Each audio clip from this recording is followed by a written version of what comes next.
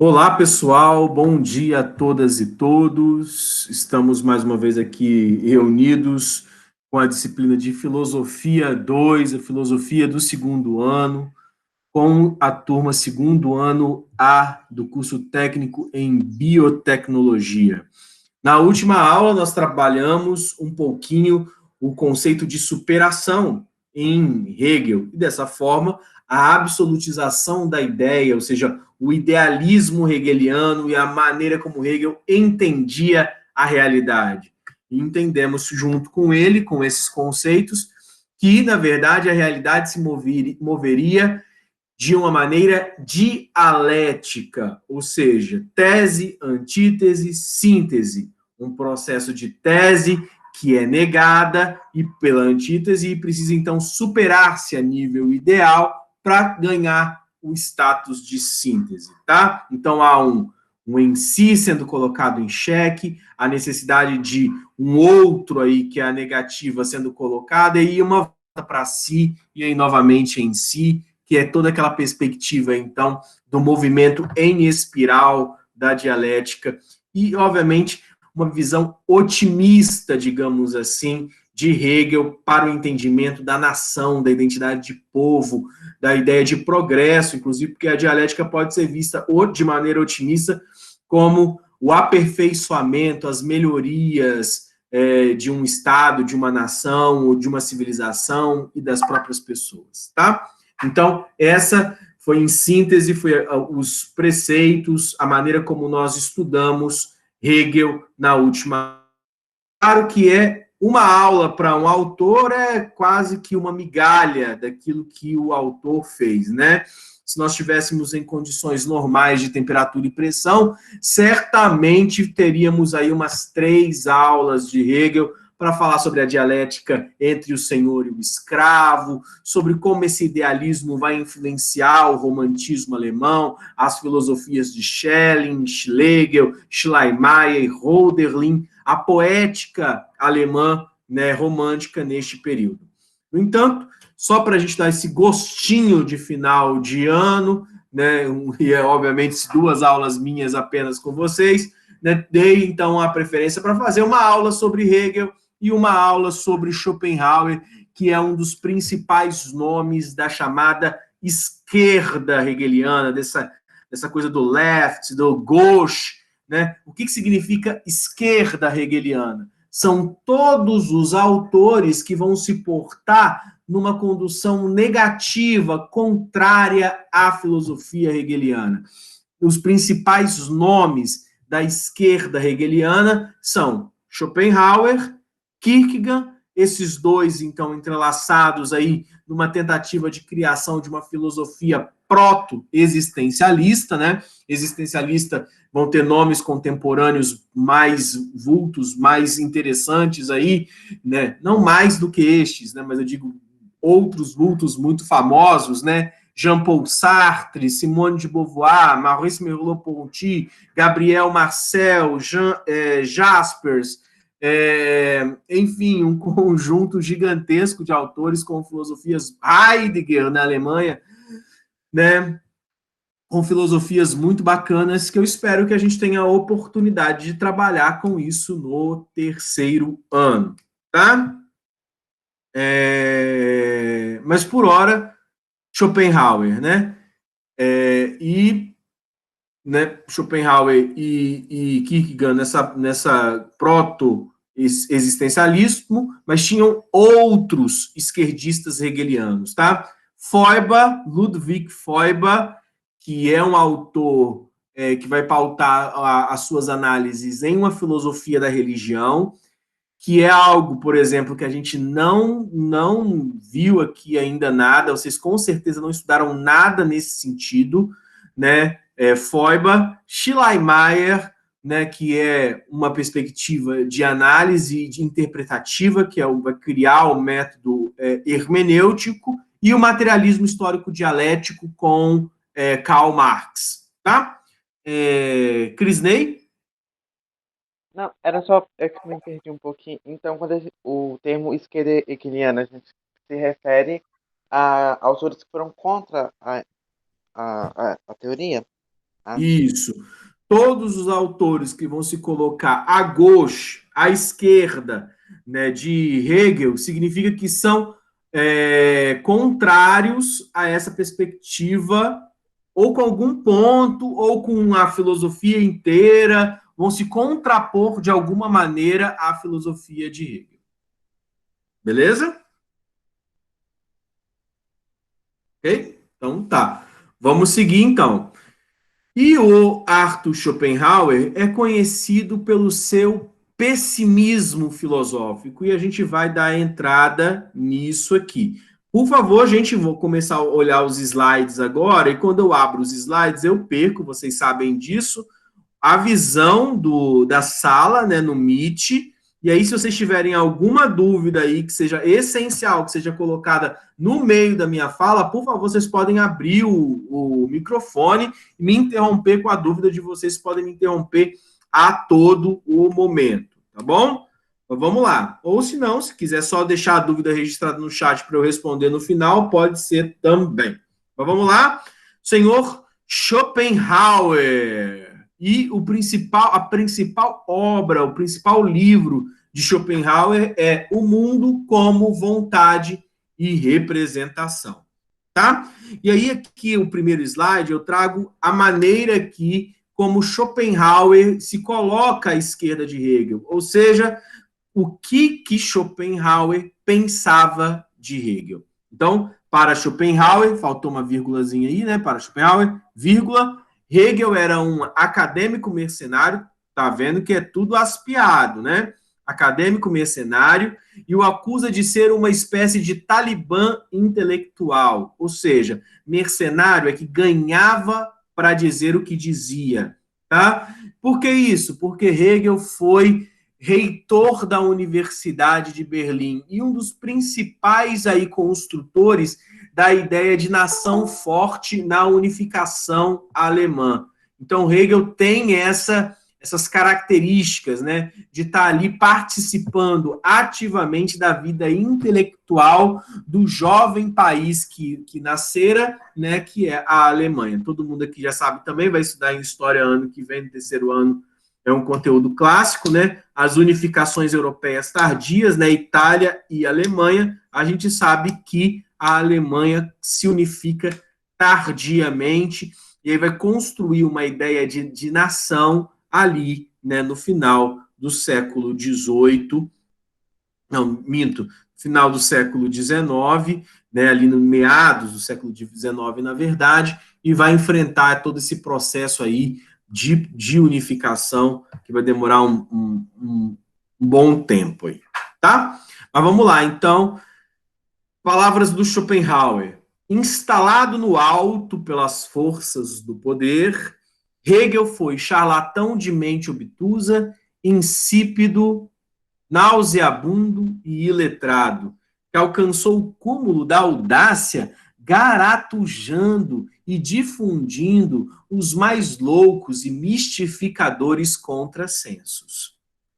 E esses contrassensos foram barulhentamente celebrados como sabedoria imortal por seguidores mercenários, sendo prontamente aceitos como tais por todos os tolos, que assim se uniram para entoar um coro de admiração tão perfeito como nunca se ouvira antes.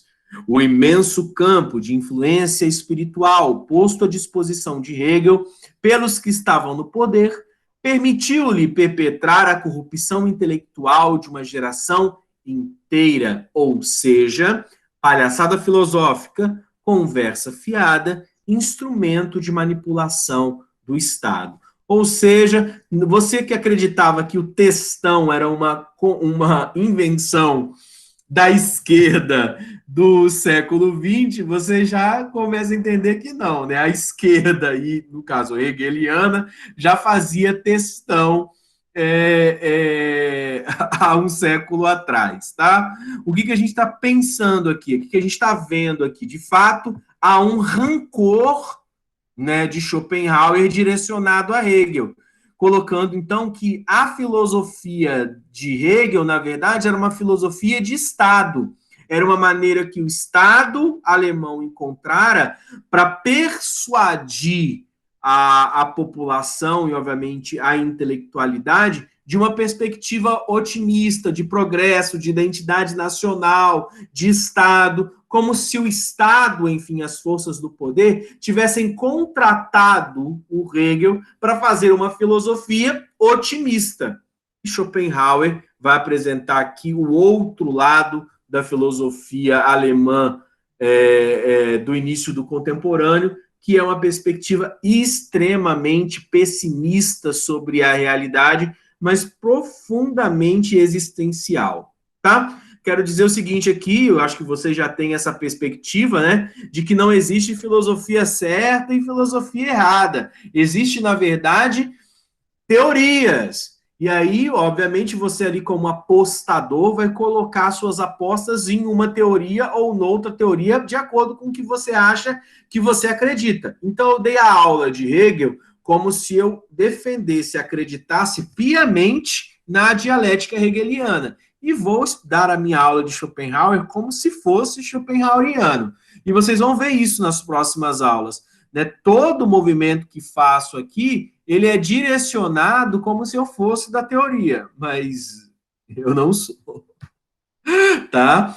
Né? Eu tenho as minhas teorias básicas, inclusive as tatu no meu braço, né? Concordo com pontos, com determinados pontos de algumas outras teorias. Eu tenho os meus filósofos de predileção na filosofia antiga, tenho os meus filósofos de predileção na filosofia medieval, mas a minha função aqui como docente, como professor de vocês, é convencê-los de uma teoria que pode ser para outros uma grande mentira, tá? Então aqui o importante aqui é o teatro, tá? Para que vocês entendam a filosofia. Agora, se você vai acreditar ou não, aí já é uma questão sua, muito pessoal, tá bom? Mas vamos lá. Por que Schopenhauer é tão amargurado, tadinho, né? Por que ele considera que essa defesa da verdade não remunerada, ele também não tem prova sobre isso, tá, gente? Se Hegel recebeu dinheiro por isso, né, que era uma filosofia paga, e que as pessoas queriam, dizia que as pessoas queriam comprar as mentiras de Hegel do que ouvir a verdade. Inclusive, é o último parágrafo aqui do slide, eu coloco isso, né? Porque sua verdade, segundo ele, não era paga. A verdade de Schopenhauer era uma verdade que não dava dinheiro, né? E que todo mundo queria comprar as mentiras de Hegel. Então, é profundamente amargurado com Hegel, né? E por que isso?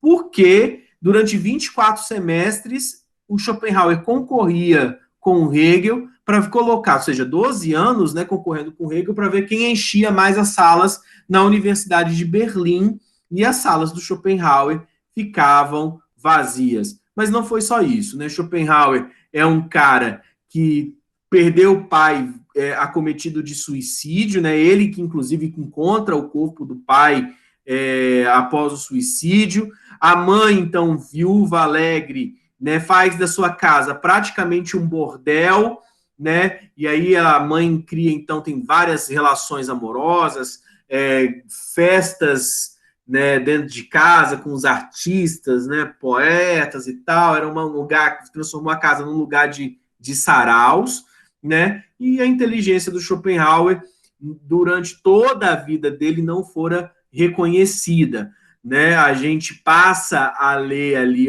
os leitores de Schopenhauer mesmo começam a ter um contato mais profundo, mais próximo com sua obra, né, após a sua morte, tá?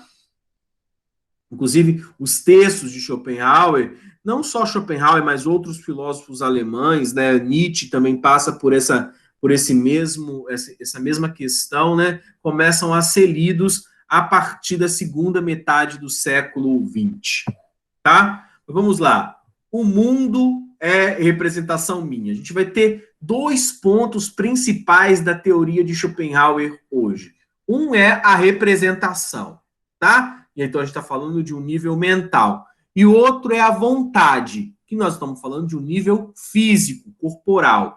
Então, o mundo é vontade e representação porque, respectivamente, o sujeito da representação, ou seja, o ser humano, é mente e corpo. Mente que vai representar o mundo e corpo que vai ter vontade e vai influenciar a maneira como vemos o mundo, tá?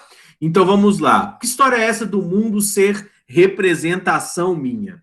O mundo é representação, aspeados, tá, gente? Estou pegando trechos aqui da obra do Schopenhauer para explicar. O mundo é representação minha. Eis uma verdade válida para todo ser vivo e pensante, ainda que o homem só possa alcançá-la por consciência abstrata e reflexiva. Opa, aí eu coloco já um número 1 aí, porque eu coloco as pausas que eu tenho que ter. Né? Nesse slide aqui eu vou fazer 5 pausas. Por que eu tenho que parar aqui? Que história é essa de consciência abstrata e reflexiva? Significa o quê? Que para entender essa filosofia schopenhaueriana, ele está fazendo um retorno, um retour, né, para o cartesianismo, ou seja, para a filosofia racionalista do iluminismo, né? Então estou falando de Descartes, de Leibniz, de Baruch, de Spinoza. Por quê? Porque ele faz uma defesa de que a mente, ou seja, o mentalismo, e ele vai pegar alguns elementos da filosofia kantiana também, é o mentalismo, é a mente que permite conhecer o mundo. Então, não é aquilo que vocês estudaram de uma relação empírica, por exemplo. Não vale aqui Bacon, por mais que Bacon não seja bem empirista, né? Bacon é um tecnicista, né? Mas, enfim, não vale Francis Bacon, não vale Thomas Hobbes, não vale John Locke, não vale David Hume. Ou seja, a consciência, a realidade aqui não é para uma consciência formada a posteriori, ou seja, depois da experiência. Não se trata de uma empiria, de uma experimentação. Se trata de uma consciência abstrata e reflexiva. Se é uma consciência abstrata e reflexiva, nós estamos fazendo uma pontuação a partir da mente como aquela que concebe a verdade. E essa verdade, vocês vão ver ali, é uma verdade, então, com V minúsculo. Não é uma verdade com V maiúsculo. Não é uma verdade metafísica. É uma verdade existencial. Tá? Professor, qual a diferença da verdade com V maiúsculo e da verdade com V minúsculo? A verdade com V maiúsculo é a verdade metafísica. É a verdade que não resta sequer a menor dúvida. É a verdade clara e distinta do cogito cartesiano. É a verdade da existência de um Deus perfeito, né, como colocava lá o Descartes e o Spinoza. Tá? Por quê? Uma verdade com V maiúsculo é uma verdade absoluta. É uma verdade universal. Tá? Essa verdade aqui é uma verdade com V minúsculo, porque é uma verdade relativa. É uma verdade para todo ser vivo e pensante como aquele que representa o mundo. Então, significa dizer o quê? Que eu represento o mundo de maneira diferente que você. Por quê? Porque a nossa consciência abstrata e reflexiva foi construída de maneiras diferentes. A gente continua isso no ponto 2 aqui. Quando o homem adquire essa consciência, o espírito filosófico entrou nele. O que é espírito filosófico? Ele passa a enxergar a verdade. Ele não fica mais, ele não cai em mentiras, né? Então sabe com clareza, com clara certeza, que não conhece o sol nem a terra. Aí você pode colocar ali, professor, mas como assim eu não conheço o sol e a terra? Eu não estou vendo o sol aqui, eu não coloco a mão aqui na terra. Esse ver o sol e colocar a mão na terra é um conhecer de maneira empírica, é um conhecer a posteriori. E ele está voltando aqui à questão kantiana de que, na verdade, você não está conhecendo o sol nem a terra.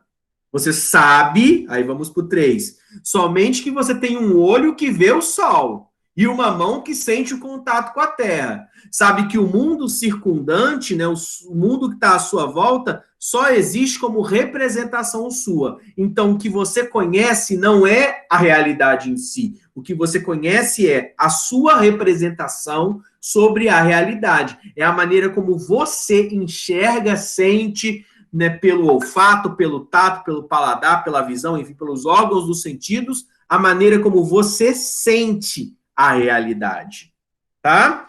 Então, isto é, sempre e somente em relação com o outro ser, com o ser que o percebe, com ele mesmo, ou seja, uma relação dual, é uma relação de alteridade, é uma relação que não é uma representação de mim sobre mim mesmo apenas, né? É uma relação minha com objetos tornados objetos.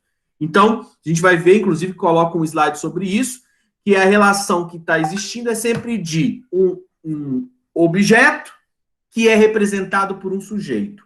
E que essa relação é binomial mesmo, tá? Para ter representação, tem que ser de representação de um sujeito sobre um objeto, tá? Tudo que existe para o conhecimento, isto é, o mundo inteiro, nada mais é do que o objeto em relação com o sujeito.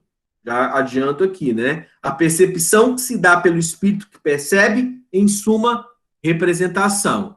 Tudo o que o mundo inclui ou pode incluir é inevitavelmente dependente do sujeito, não existindo senão para o sujeito. O mundo é uma representação.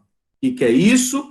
É você entender que tudo aquilo que existe não existe senão para você. É claro que deve existir, obviamente, se eu morro, né, vai existir, o mundo vai continuar existindo, porque eu não sou tão primordial assim para balizar, né, a existência de tudo no cosmos. Mas a questão é que quando eu morrer, morrerá comigo também as minhas representações do mundo. Eu posso fazer aqui um excelente livro mostrando como eu vejo a vida, como eu represento o mundo. Você pode ser alguém muito próximo de mim, ter lido o meu livro e tentar imaginar como é que eu vejo o mundo. Mas o fato é que a maneira como eu vejo o mundo, a maneira como cada um de vocês vê o mundo, ela é inequivocamente apenas sua. Então, quando morremos, morre, na verdade, uma tipologia de leitura do mundo, morre uma leitura do mundo que é apenas, que só eu tenho.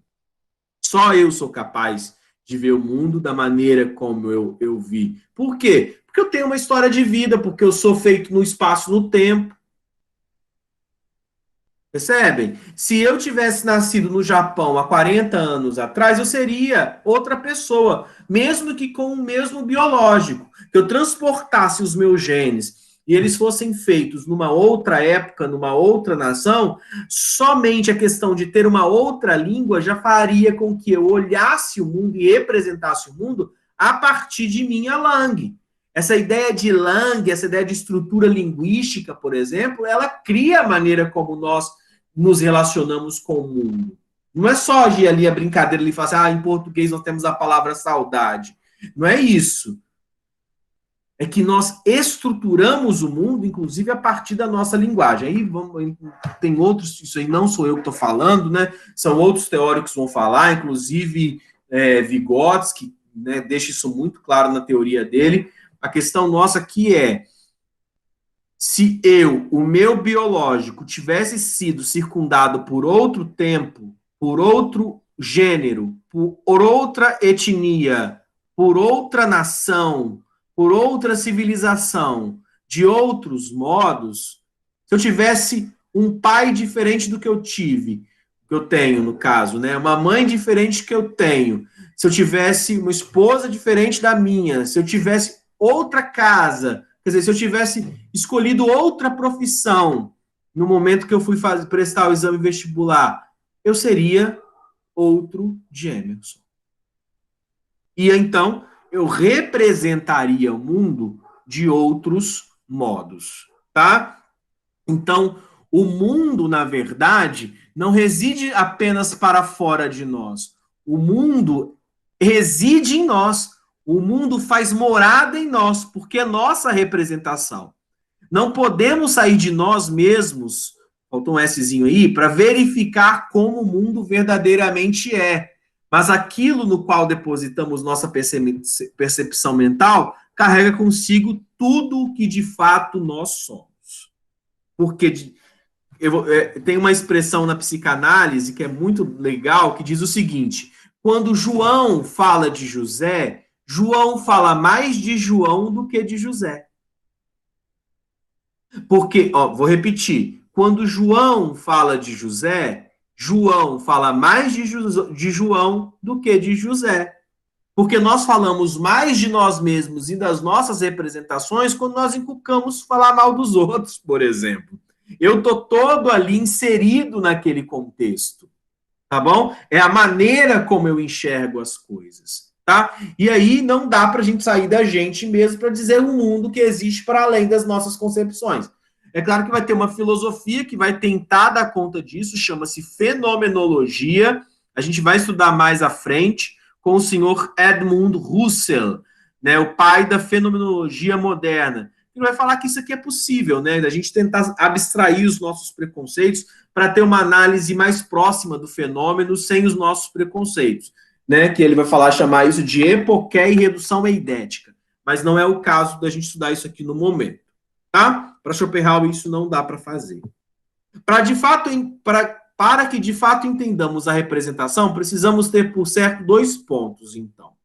O primeiro ponto: tudo que existe, existe em função de um sujeito da representação. Lembra que eu já falei?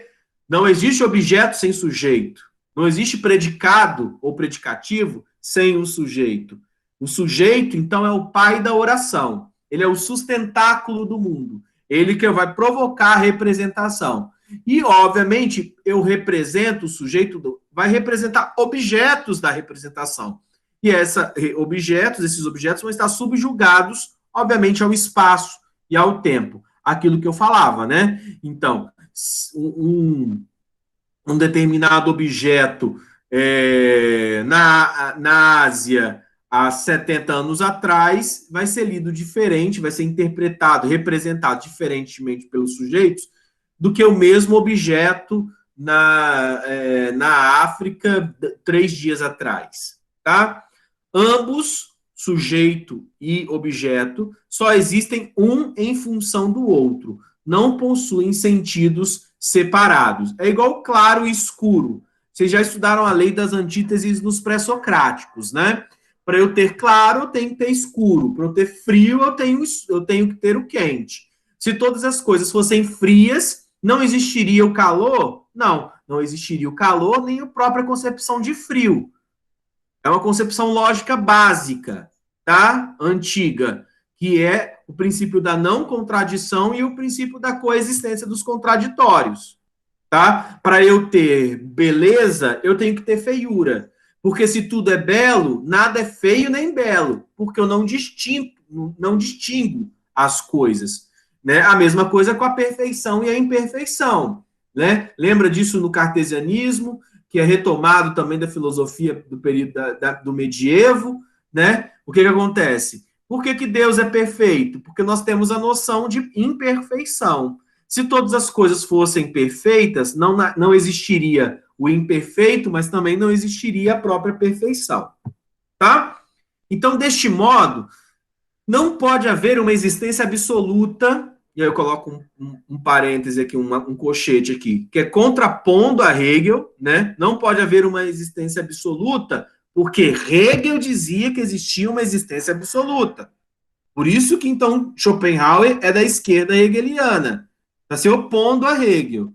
Tá? Por quê? Para Schopenhauer, a existência é o quê? Não é objetiva, não é em si mesma. Ela é uma existência relativa, subjetiva. Se eu estou virando o Hegel de cabeça para baixo na esquerda aqui com o Schopenhauer, onde fala existência absoluta, o que é o contrário da existência absoluta? É uma existência relativa. O que é o contrário de objetiva? É subjetiva. Então, para Schopenhauer, é impensável alguma coisa ser absoluto e objetivo a este ponto, como Hegel provocava na realidade. Porque, então, se a realidade é fruto das minhas representações, ela é, na verdade, uma representação subjetiva minha. e a verdade então se torna relativa, porque você tem uma verdade, porque tem uma representação, e eu tenho outra verdade, porque tenho outra representação. Tudo o que é objetivo tem sempre e essencialmente como tal sua existência na consciência de um sujeito, sendo, portanto, sua representação e sendo condicionado pelo sujeito e pelas suas formas representativas, que, como tais, são inerentes ao sujeito e não ao objeto. Aí eu coloco aqui a grande explicação, não, a explicação do grande filósofo Emerson Saqueto. Nem sou vaidoso, né? Que vou fazer uma leitura aqui do Hegel não, do Schopenhauer, mostrando então como tudo que a gente viu até agora pode ser lido, certo? Porque a gente vai finalizar a primeira parte, tá? Olha, meus pequenos, é difícil dizer isso, mas não existe realidade em si, como eu tentei mentir outrora. Não fui eu o mentiroso com vocês, né? Vocês tiveram aí aula com o Ernesto, né? Mas ele tentou mentir para vocês em algum momento falando sobre realidade em si, sobre metafísica, né? Então, quando eu estava aqui seguindo a minha lógica aqui dos meus slides, eu coloco assim, olha, eu tentei mentir para vocês, dizendo que existia uma realidade em si. Até em Hegel, né, existe uma realidade em si, né? Mas ela, para Schopenhauer, ela não existe. Tudo é, na verdade, um conjunto de representações condicionadas pelas formas a priori de consciência. Sua história de vida, até as chineladas que você levou no bumbum. O que eu estou querendo dizer com isso aqui? Na verdade, nós lemos o mundo, interpretamos o mundo, damos forma, entendimento do mundo por conta de uma consciência que foi formada a priori. Formada a priori como? Pela minha história de vida, pelas coisas que eu vivi, pelos pais que eu tive, pela condição social que eu nasci. Então, existe, de certa forma, um determinismo. Por que existe um determinismo? Porque não um determinismo que vai dizer que se eu nasci assim, eu vou continuar assim pro resto da vida. Não significa isso. A gente muda de opinião. Pode e deve mudar de opinião. Só os muito obtusos, né, pensam sempre da mesma maneira, né? Apesar de que a gente vai ficando meio velho, com o tempo a gente vai começando a ficar mais obtuso, tá? Já vou celebrando isso com vocês, que eu já não mudo mais de opinião como eu mudava antes. Mudar muito de opinião é uma questão que a adolescência, que a infância carrega, né? A gente vai ficando mais velho, a gente vai ficando mais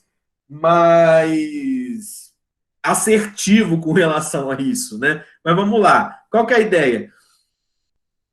É de que eu, no mundo, leio o mundo e compreendo o mundo determinado pelas coisas que eu vivi. Percebem? Se eu, então, me alimentei de determinada comida a vida toda, é natural que quando eu experimentar uma comida nova, eu tenha certo asco ou, enfim, eu tenha que enfrentar aquela situação nova. Porque a minha consciência já foi banhada, já foi alimentada por um mesmo alimento durante muito, muito tempo, tá? Eu teria até uma leitura política para fazer nesse momento, mas eu acho que eu não vou fazer não, porque vai ficar gravado, depois vão me zoar aí, mostrar lá o esquerdista lá, o professor esquerdista, que não é isso, não, é que tipo, tem gente que se alimenta de merda há muito tempo e acha que suas merdas é a única maneira de ver o mundo. Não é assim que a gente está experimentando um pouco ultimamente? Né? Mas deixa esse parênteses aí, né? Deixa quieto, vou falar que merda que é que as pessoas estão se alimentando. Vamos lá. O que vão formar, mas tem a ver com, já que eu falei de merda, né? Tem a ver com ivermectina, né? Vamos lá. O que vão formar esses a priori são, então, o tempo, o espaço e a causalidade, né? As relações de causa e efeito, que eu acho que eu já expliquei aqui, deixei tranquilo aqui colocado. Tá bom? Vamos lá. Vamos passar para a segunda parte e última da aula, que é a gente sair da atividade mental e vai para a atividade corpo. Por hora, gente, vocês estão tão quietinhos aqui, ninguém escreve nada no chat, vocês estão entendendo? Tá tudo tranquilo? Estão me ouvindo? Só me dá aqui um retorno para eu continuar. Tá tudo Sim, certinho. professor, a gente tá te ouvindo direitinho. Pelo menos eu. Por hora tá tudo certo. Spelta falou que tá certo. Beleza. Spelta, você é parente da Nana? Fiquei curioso agora, vou fazer um parênteses aqui na aula. Você é primo da Nana, irmão da Nana? Ou nem conhece essa pessoa? Nana Spelta.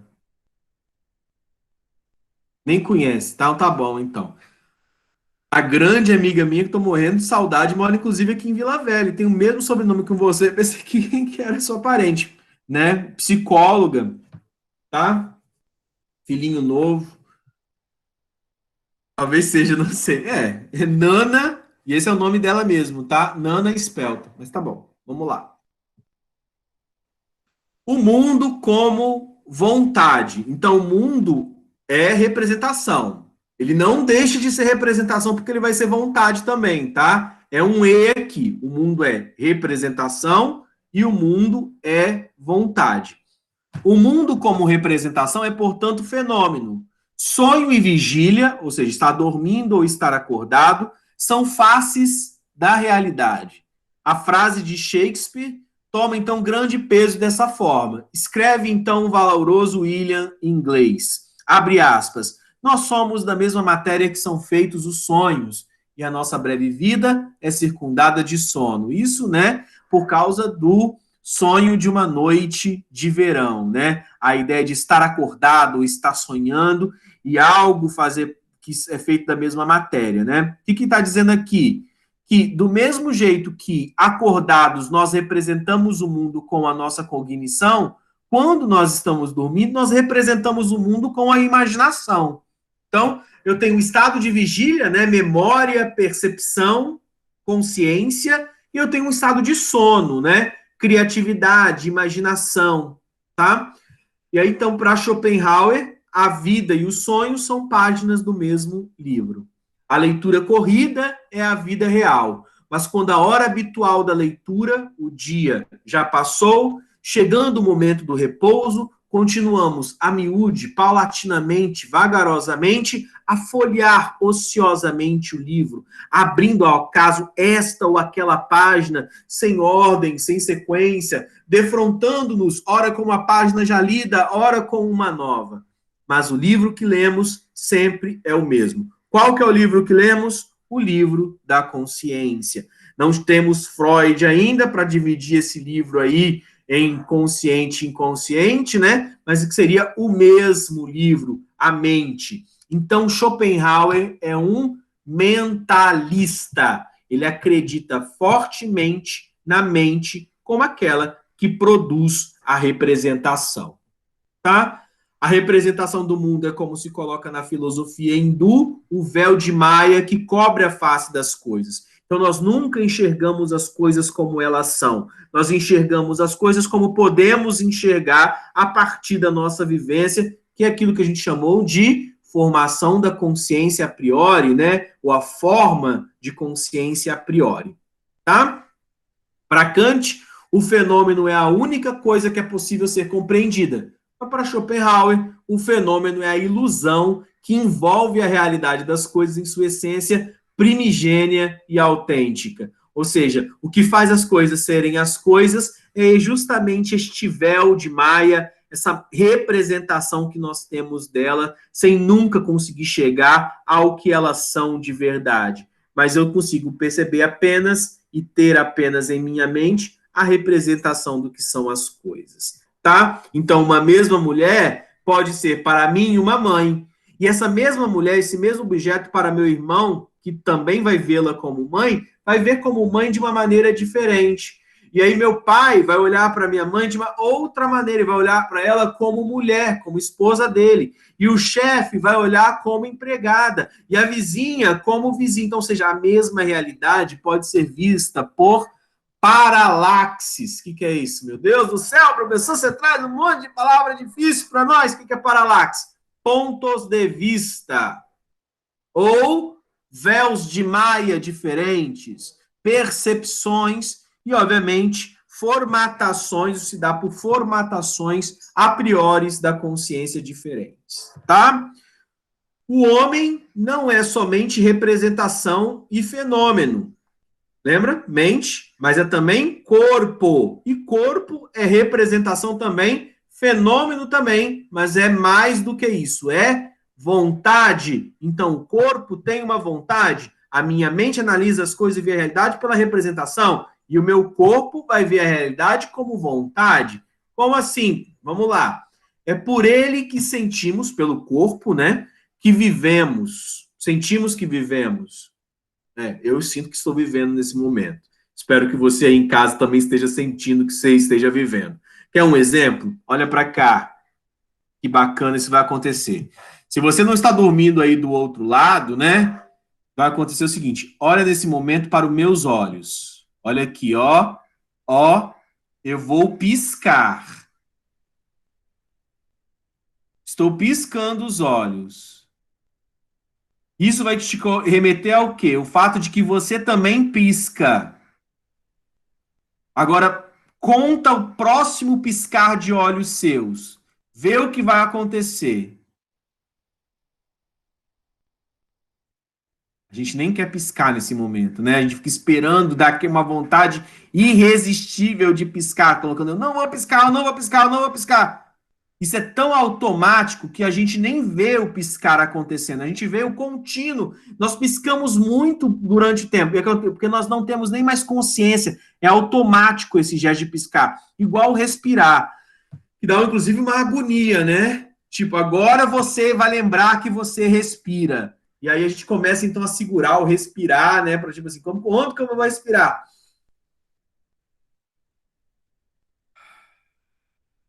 Ah, beleza? O que está acontecendo com você?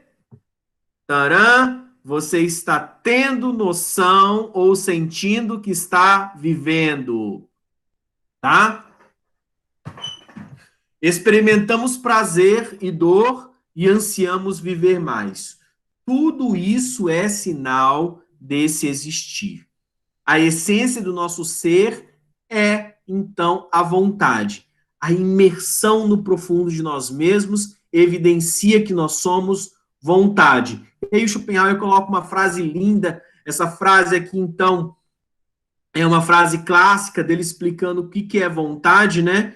Que diz o seguinte, aspiados, quem compreender isso verá vontade, na força que faz crescer e vegetar a planta, na força que dá forma ao cristal, na força que dirige a agulha magnética para o norte, na comoção que se experimenta no contato entre dois metais heterogêneos, né, das reações químicas, né, na força que se manifesta nas afinidades eletivas da matéria, em forma de atração e repulsão, de combinação e decomposição, e até na gravidade, que age como toda potência em toda matéria e atrai a pedra para a terra como a terra para o céu. O que o Schopenhauer está dizendo aqui? Que tudo é vontade se eu tiver consciência. Os meus olhos têm vontade de piscar num determinado momento, mas eu nem penso nisso. Eu paro para pensar nisso. Meus pulmões têm necessidade de ar, mas eu não estou nem pensando nisso. E quando a gente começa, então, a dar sentido a essas pequenas coisas, a valorizar e lembrar, pelo menos, dessas pequenas coisas com o tempo, a gente começa a valorizá-las e a pressenti-las, e a senti-las de maneira diferente, né? Como é bom, né, poder piscar os meus olhos, como é bom poder encher o meu ar de meu ar de pulmões, não, né? Aí não dá. Meus pulmões de ar, né? É vontade que se manifesta. E a gente tem outras vontades, né? Eu me alimento diuturnamente, né? 3, 4 vezes por dia, quando dá, né? E que é isso? É a vontade do meu corpo de alimentar-se, tá? E aí eu coloco o seguinte, lutamos para impor o nosso mundo aos outros, como se a minha verdade fosse superior à sua. No mundo dos fenômenos e da representação, o espaço-tempo cria muitos e diversos mundos. Na vontade, o diferente deve ser agregado como pato seu, ou seja, como paixão sua. Não se pode dar as costas para a vontade do outro, porque ela é a essência do mundo tanto quanto a minha. É a ideia de que nós vivemos num mundo compartilhado, e se eu represento o mundo, né, eu tenho que valorizar ou pelo menos entender que o outro possa ter o mundo dele, cheio das suas vontades e cheio das suas compreensões. Agora, se o mundo é vontade, a gente só tem mais 2 slides para fechar o conteúdo, tá, gente? Se o mundo e a vida é vontade também, além de representação, né, que eu percebo que tudo se acontece por conta de ter uma vontade, um desejo, a vida para Schopenhauer vai ser extremamente triste, porque ele tem uma visão aí aqui que está manifesto claramente, né, o pessimismo de Schopenhauer, porque a vida vai oscilar entre a dor e o tédio, né? Então aqui o pessimismo schopenhaueriano. Por que entre dor e tédio? Porque a essência do mundo, se é vontade irresistível, insaciável, uma fome que não passa nunca, a vontade é conflito e, portanto, dor. Porque sempre eu vou querer estar querendo. Percebem?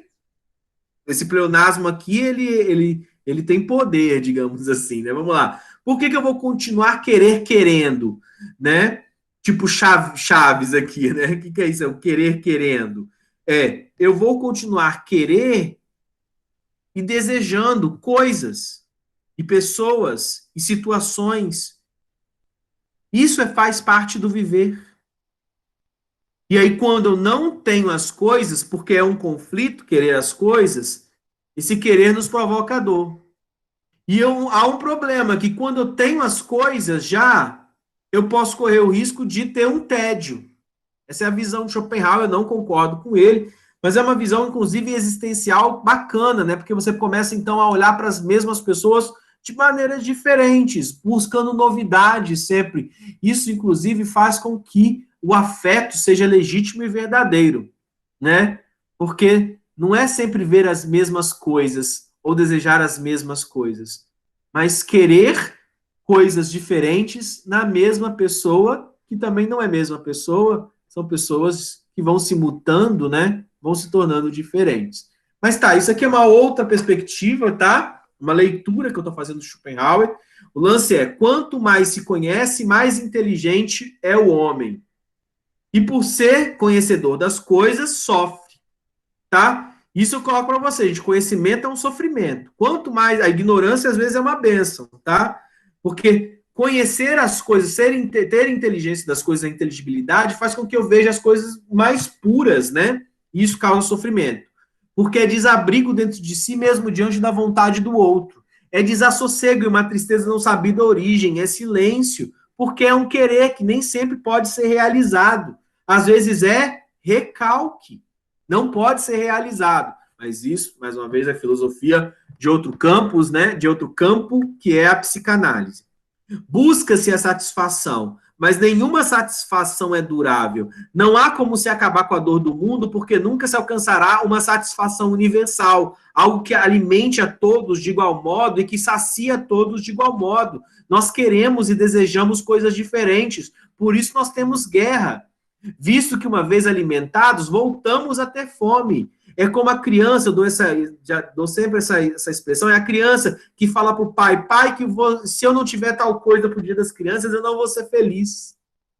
Faz essa chantagem. Aí quando tem essa coisa, mostra para todo mundo, olha aqui, ganhei o hominho aqui, o homenzinho aqui que eu queria tanto, meu herói, tal. Só que depois de uma semana que tá ali com aquele brinquedo, ele já começa a quebrar o brinquedo, né? Deixa o brinquedo de lado, né? Faz uma cirurgia no boneco, enterra o boneco, quer dizer, que é o tédio. A vida se torna luta, então, constante pela existência, já sabida a morte, a derrota no final. O fim, em substância, é ilusório. Como posse, desvanece todo o atrativo, o desejo, porém renasce de nova forma, e com ele a necessidade. Entendeu? Consegui o que eu quero, vou querer outra coisa agora. Caso contrário, eis a tristeza, o vazio, o tédio. Inimigos ainda mais terríveis do que a necessidade, tá? E isso a gente vê muito na clínica, né? Quando eu vou tratar pessoas com depressão, tá? O que é a depressão? A queda da vontade. É o tédio, que não deseja outras coisas. O movimento da vida, a volutividade, se baseia na estrutura da ordem do desejo. Mas isso também é uma leitura psicanalítica com base no Schopenhauer.